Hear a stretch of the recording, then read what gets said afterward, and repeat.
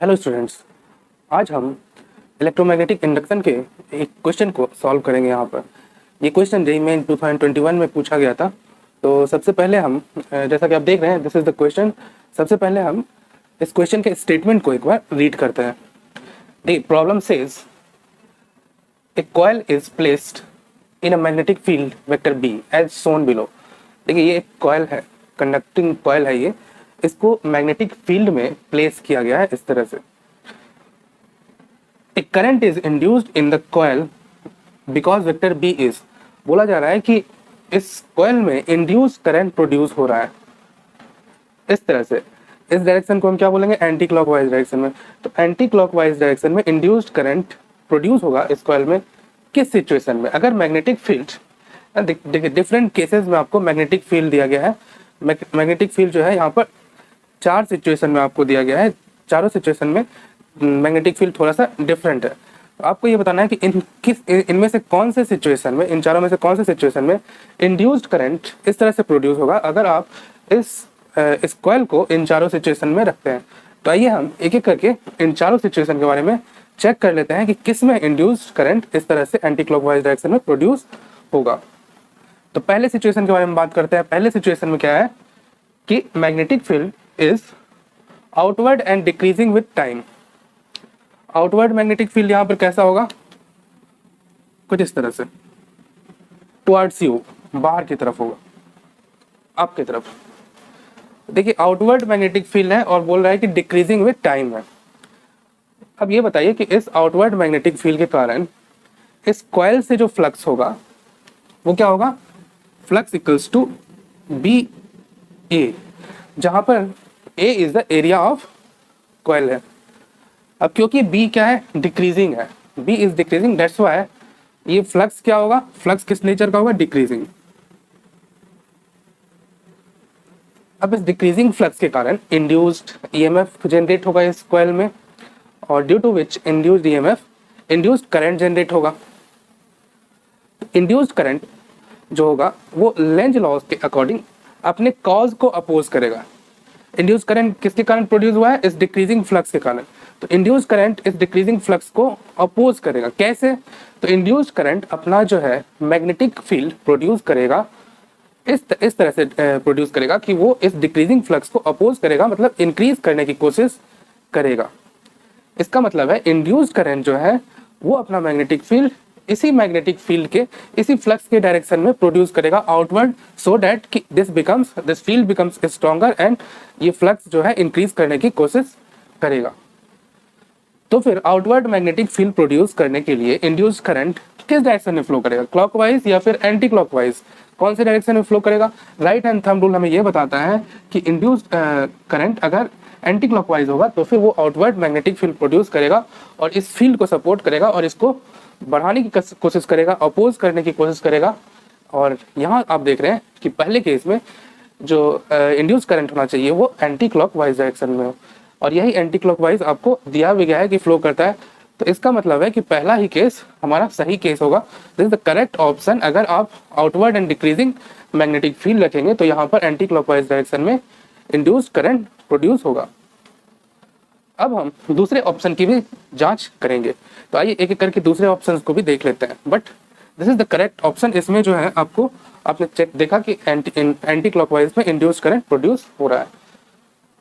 आइए चेक करते हैं दूसरे ऑप्शन को। दूसरा ऑप्शन क्या बोल रहा है कि magnetic field is parallel to the plane of the coil, इस प्लेन के पैरेलल है एंड डिक्रीजिंग विद टाइम। दूसरा केस क्या बोल रहा है? मैग्नेटिक फील्ड आउटवर्ड नहीं है। दूसरे केस में ये बता रहा है कि मैग्नेटिक फील्ड इसी प्लेन, जिस प्लेन में ये लूप है, कॉइल है, उसी प्लेन में मैग्नेटिक फील्ड है। दूसरा केस, और it is decreasing with time. तो आइए दूसरे केस में हम मैग्नेटिक फ्लक्स कैलकुलेट करते हैं इस कॉइल के इस लूप के थ्रू, है ना। तो इस लूप के थ्रू मैग्नेटिक फ्लक्स क्या होगा दूसरे केस में? जैसे मान लीजिए फाई की वैल्यू क्या होगी? B A cos theta. अब theta is the angle between magnetic field and area vector. और आपको पता है कि कोई भी लूप हो उसका एरिया वेक्टर क्या होता है? उसके उस लूप के उस एरिया के परपेंडिकुलर होता है। तो अब एरिया वेक्टर इसका क्या होगा? आउटवर्ड होगा, आपके तरफ होगा। एरिया वेक्टर और मैग्नेटिक फील्ड के बीच में इस केस में कितना एंगल बनेगा, दैट विल बी 90 डिग्री। तो यहाँ पर थीटा जो होगा दूसरे केस में वो 90 डिग्री होगा और cos 90 कितना होता है 0। तो इस केस में फ्लक्स ही नहीं पास करेगा, इस कॉइल के थ्रू फ्लक्स जो होगा दैट विल बी 0 और वो 0 ही रहेगा, there will not be any change in flux. और इसी वजह से इस केस में तो कोई इंड्यूस्ड ईएमएफ ही जनरेट नहीं होगा और इंड्यूस्ड करंट भी इसमें जनरेट नहीं होगा। तो सेकंड ऑप्शन क्या है हमारा, वो गलत है। आइए तीसरे ऑप्शन की जांच करते हैं। तीसरे ऑप्शन में बता रहा है कि magnetic field is outward and increasing with time.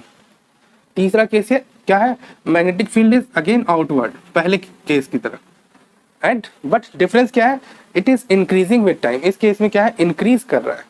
तो आइए इस केस के बारे में भी जांच करते हैं। तो इस केस में जो मैग्नेटिक फ्लक्स होगा उसको फाई से डिनोट करते हैं। फाई इक्वल्स टू क्या होगा, magnetic flux equals to B A. अब यहाँ पर क्या बता रहा है कि magnetic field is decreasing, sorry increasing. तीसरे केस में क्या है, मैग्नेटिक फील्ड इंक्रीजिंग, और मैग्नेटिक फील्ड इंक्रीजिंग के कारण क्या होगा कि फ्लक्स भी क्या होगा, दिस विल बी इंक्रीजिंग।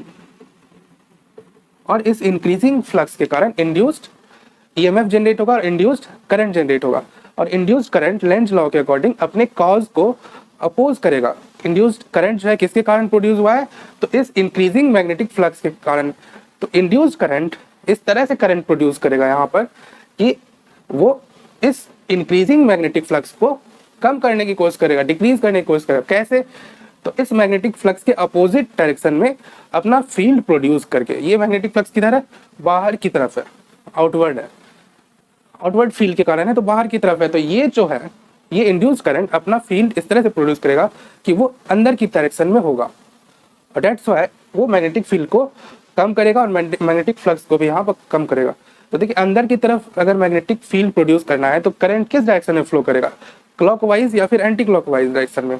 तो यहाँ पर अंदर की तरफ राइट हैंड थंब रूल आपको बताता है कि अगर करंट मैग्नेटिक फील्ड अंदर की तरफ प्रोड्यूस करना है तो उसके लिए आपको current should flow in the clockwise direction में, अपोजिट टू द जो डायरेक्शन आपको बताया गया है कि इंड्यूस करंट एंटी क्लॉकवाइज में फ्लो करना चाहिए, उसके अपोजिट क्लॉकवाइज डायरेक्शन में तीसरे केस में फ्लो करेगा।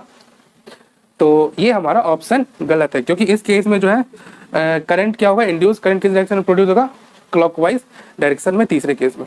अब आइए आखिरी केस की बात करते हैं, चौथे केस की बात करते हैं। चौथे केस में ये बता रहा है कि magnetic field is parallel to the plane of the coil and increasing with time. तो ये तो सेकंड वाले केस की तरह ही है कि मैग्नेटिक फील्ड अगर पैरेलल होगा प्लेन के, कॉइल के पैरेलल होगा तो उस केस में मैग्नेटिक फ्लक्स क्या होगा, magnetic flux equals to B A cos theta. और मैग्नेटिक फील्ड क्या है यहाँ पर, पैरेलल है प्लेन के। और एरिया वेक्टर क्या है, area vector is normal to this plane. तो एरिया वेक्टर और मैग्नेटिक फील्ड के बीच में एंगल कितना बन जाएगा, 90 डिग्री का। और cos 90 आपको पता है कि cos 90 की वैल्यू कितनी होती है, जीरो होता है। तो एट दैट पॉइंट ये फ्लक्स क्या हो जाएगा, जीरो हो जाएगा। तो इस तरह से आप लेंज लॉ को अप्लाई कर सकते हैं, फैराडेज लॉ के क्वेश्चंस इस तरह से आप सॉल्व